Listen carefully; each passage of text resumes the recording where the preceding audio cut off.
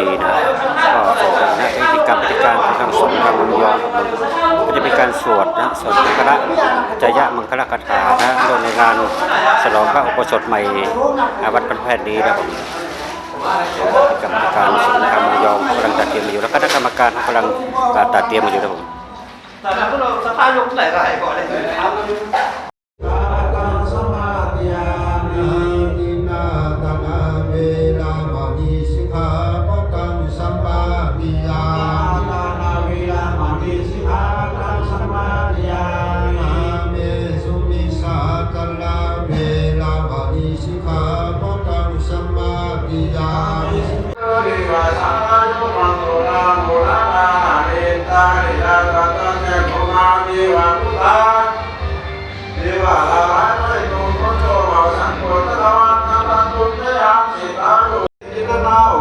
ขอสินสาธุคำผู้คอยน้อยได้ทาวัน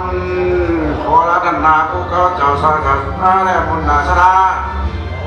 นาสังฆาเดชนานมันแผ่ต่างหมดควรมาปีนาสันลองสังขันธรรมเป็นเอาของก็เดตารับคุณวางเสนาฝากเจจงมุมภากาสิบสัตยันไล่ต่างหมดความก็เลยออกลุกเอวลุกนานา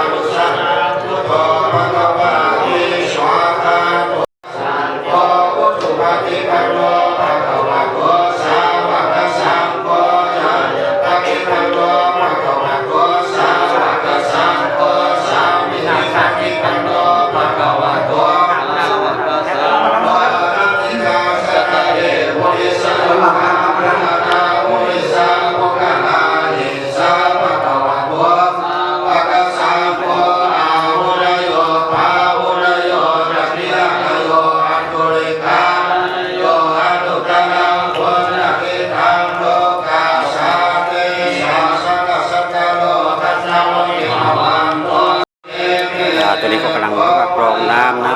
กรองน้ำพุทธพิเศษนะที่เขาจะใช้ในงานสวดนะหรือว่าสวดชยมงคลคาถาให้กับโบสถ์ใหม่นะครับวิธีการกรองน้ำแบบโบราณของทางสงฆ์ไทยลื้อมุยอง